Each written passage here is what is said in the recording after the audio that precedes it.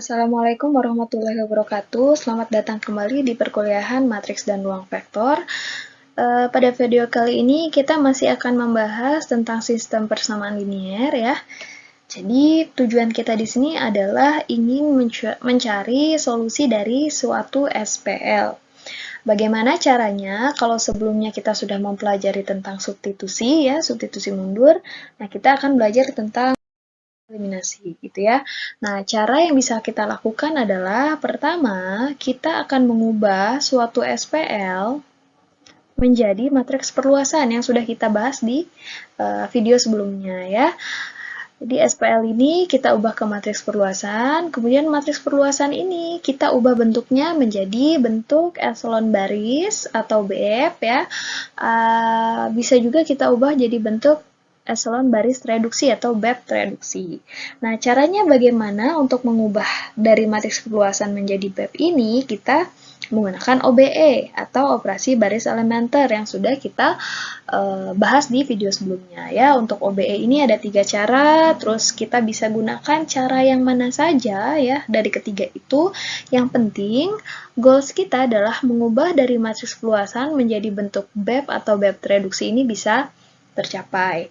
Nah, kalau sebelumnya teman-teman sudah tahu itu SPL itu apa, matriks perluasan itu apa, dan OBE itu bagaimana, sekarang kita akan membahas tentang bentuk echelon baris dan bentuk echelon baris tereduksi. Oke ya. Pertama kita bahas dulu bentuk baris. Jadi kalau teman-teman lihat di sini ada beberapa contoh matriks ya.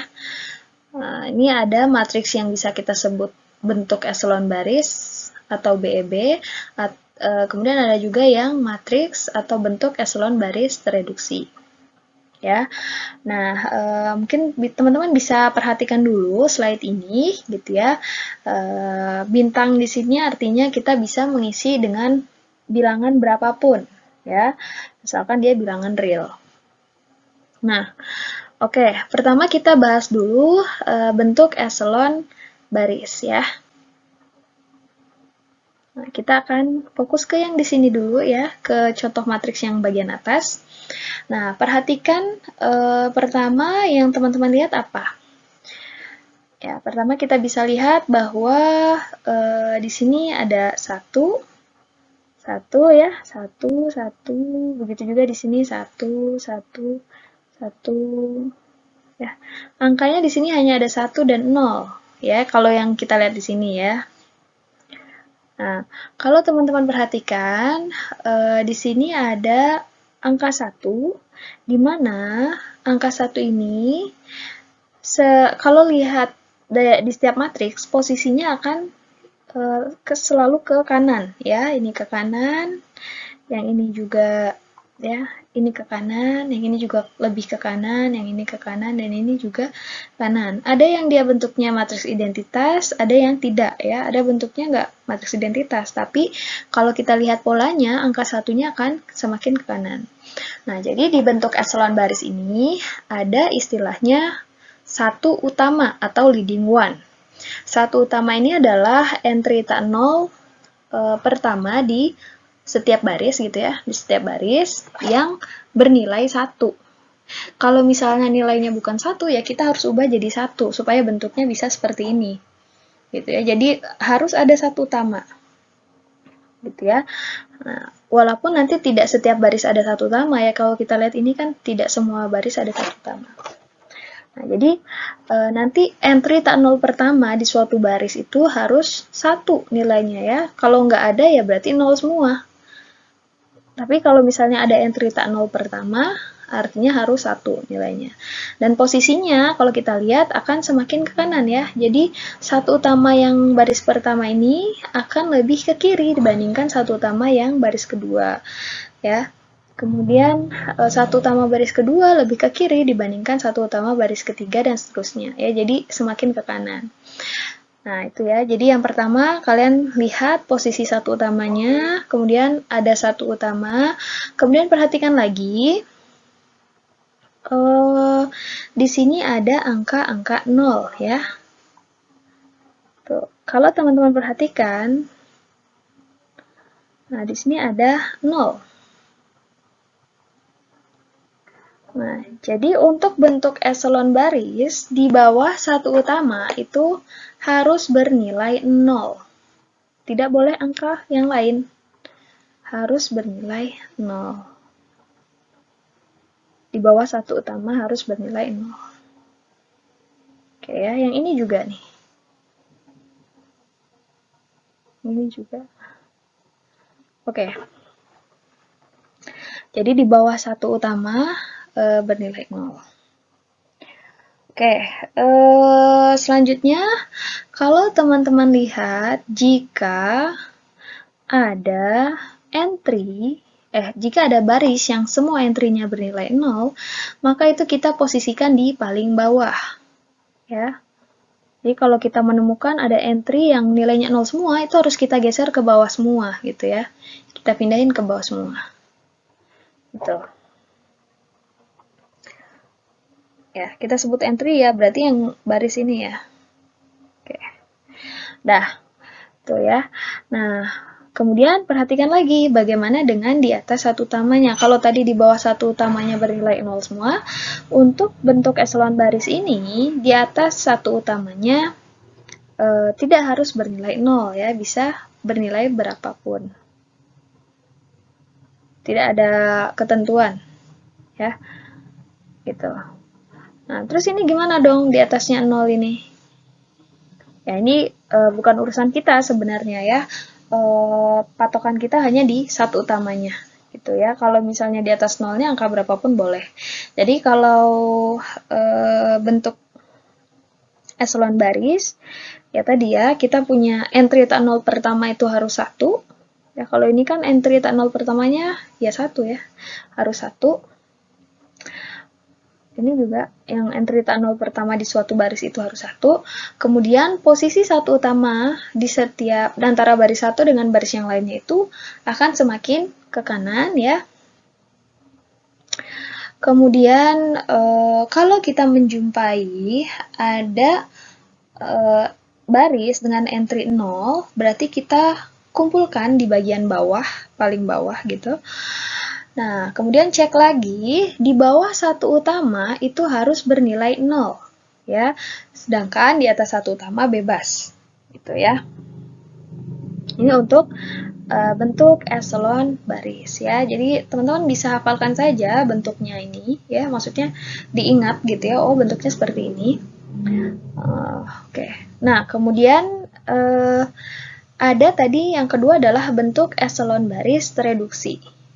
Nah, sebenarnya bentuk eselon baris dan bentuk eselon baris tereduksi ini hampir mirip ya. Kalau kita lihat sama kan, dia entry tak nol pertamanya itu pasti bernilai 1 ya. Ini 1 1 ya. 1 1 1 ya. Entry tak nol pertamanya pasti bernilai 1. Kemudian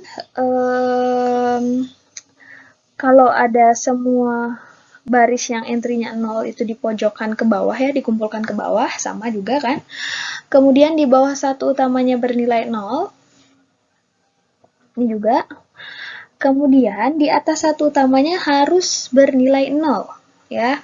Ini bernilai 0 kita, ini ya, di atas satu utama harus bernilai 0. Tuh ya, ini juga. Tapi kalau di atas bukan satu utama, ini kan bukan satu utama nih. Tidak bernilai 0 tidak masalah. Yang penting di atas satu utamanya harus bernilai 0. Ya. Kalau kita lihat ini juga nih, di atas satu utama bernilai 0. Di atas satu utama bernilai 0. Ya. Jadi intinya di sana ya, perbedaan antara bentuk eselon baris dan bentuk eselon baris tereduksi. Jadi dari matriks perluasan tadi, kita ingin mengubah menjadi matriks yang bentuknya seperti ini. Ya, entah itu bentuk eselon baris ataupun bentuk eselon baris tereduksi. Nah, pertanyaannya, kenapa sih kita harus mengubah dari matriks perluasan ke bentuk eselon baris gitu ya? Kenapa? Ada yang bisa jawab? Oke, jadi misalnya kita punya matriks seperti ini. Kalau teman-teman perhatikan, ini matriksnya berbentuk eselon baris atau belum? Sudah ya. Bentuk eselon baris saja atau bentuk eselon baris tereduksi? Nah, jadi kita lihat nih, entry tak nol pertama harus satu utama. Oke, ini udah satu utama. Yang di sini juga satu utama. Sini juga 1 utama. Nah, kemudian kita cek bawahnya udah 0 semua. Ternyata atasnya juga 0, artinya dia adalah bentuk echelon baris tereduksi. Nah, terus hubungannya dengan pertanyaan tadi apa? Jadi, kalau sebelumnya SPL itu kita bisa ubah ke matriks ya, dari matriks kita bisa ubah lagi ke SPL. Nah ya, jadi kalau dari matriks ini kita ingin ubah ke SPL, berarti 1x ditambah 0y ditambah 0z sama dengan 1 ya. Jadi sebelah kanan ini adalah konstantanya ya. Jadi sekali lagi kalau membahas SPL berarti sebelah kanan ini adalah konstantanya ya.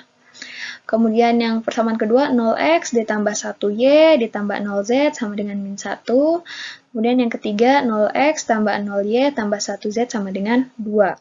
Artinya dengan bentuk seperti ini kita bisa dengan mudah mendapatkan solusi dari SPL ini kan gitu. Kita tahu bahwa x-nya sama dengan 1, y-nya sama dengan min 1 gitu ya. Z-nya sama dengan 2. Oke ya.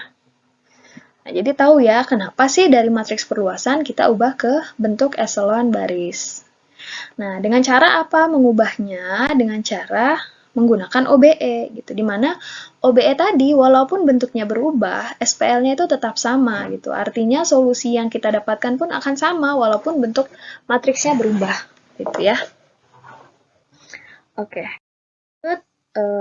Nah, kalau tadi saya menampilkan beberapa bentuk matriks, echelon baris, dan echelon baris tereduksi. Sekarang kita pelajari dulu sifat BEB tereduksi ya. Ya, sifat yang harus dipenuhi. Sehingga suatu matriks itu bisa kita sebut sebagai bentuk echelon baris tereduksi. Pertama, jika suatu baris memuat entry tak 0, entry tak 0 pertama adalah 1 ya. Jadi tadi ya, entry tak 0 pertama dari suatu baris itu harus 1 utama. Harus 1. Kalau misalnya ada suatu baris isinya 0 semua, ya nggak masalah. Dia nggak masalah, nggak ada 1 utamanya, gitu ya. Ya, jadi entry tak 0 pertama adalah 1, dan bilangan 1 ini disebut sebagai 1 utama atau leading one. Yang kedua, jika terdapat baris yang memuat semua elemennya 0, ya, jadi kalau ada baris yang semua elemennya 0, satu baris 0 semua, maka baris tersebut kita kelompokkan pada bagian bawah matriks, gitu ya. Nah, sekarang kita lihat ya. Untuk baris pertama, entry tak 0 pertamanya berapa? 1. Untuk baris kedua, entry tak 0 pertamanya juga 1. Ya. Kemudian di sini kita lihat yang entry-nya 0 ya dikumpulkan di bawah, gitu ya. Berarti dia sudah memenuhi sebagian sifat BEB. Lanjut lagi, masih ada sifat selanjutnya. Untuk setiap dua baris berurutan yang masing-masing memuat entry tak 0, satu utama baris yang di bawah itu terletak di sebelah kanan dari satu utama baris atasnya. Ini yang saya sampaikan tadi bahwa posisi satu utama di suatu matriks itu akan semakin menyerong ke kanan, gitu ya. Nah, kemudian setiap kolom yang memuat satu utama, elemen-elemen lainnya adalah 0. Jadi kalau semua elemen-elemen lainnya, baik itu di bawah satu utama ataupun di atas satu utama bernilai 0, dan semua sifat ini terpenuhi, artinya matriks ini adalah matriks BEB tereduksi ya. Gitu ya. Jadi ini dilihat baris pertama satu utamanya di A12.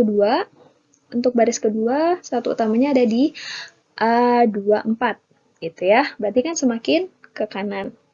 Nah, kemudian kita perhatikan untuk di bawah satu utamanya 0, dan juga yang di atas satu utamanya juga 0. Artinya dia BEB tereduksi. Terus yang ini gimana dong? 2, 3. Ya, ini kita nggak ada urusan, karena urusan kita adalah entry tak 0 pertama harus 1, kemudian baru kita cek atas dan bawah satu utamanya. Kalau misalnya semua sifat ini terpenuhi, berarti dia BEB tereduksi.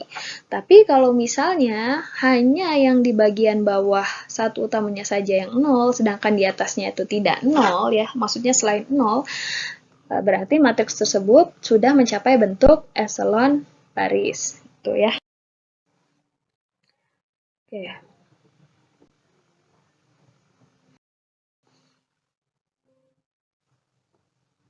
Nah, ini misalnya contoh BEB tereduksi. Nih ya. Kita lihat ini satu utamanya. Ya, untuk setiap baris. Kemudian cek di setiap kolomnya selain satu utama bernilai 0 ya. Berarti dia memenuhi BEB reduksi. Itu juga yang ini, matriks identitas ya ini ya. Tuh ya. Nah, bagaimana dengan contoh yang yang ketiga ini? Silakan jawab di kolom komentar ya. Apakah dia betul memenuhi sifat-sifat BEB reduksi atau tidak? Matriks 0 ini ya. Ini untuk contoh bentuk eselon baris tapi bukan yang tereduksi ya. Bentuk eselon baris aja ya. Nah, jadi misalnya di sini ada satu utama ya kan. Di bawahnya itu bernilai 0, di atasnya bukan 0. Nah, ini juga nih. Ya, di bawahnya bernilai 0 semua, di atasnya tidak semuanya bernilai 0. Ini juga ya. Oke, baris keempat ada satu utamanya, nggak ada ya, semuanya 0. Oke.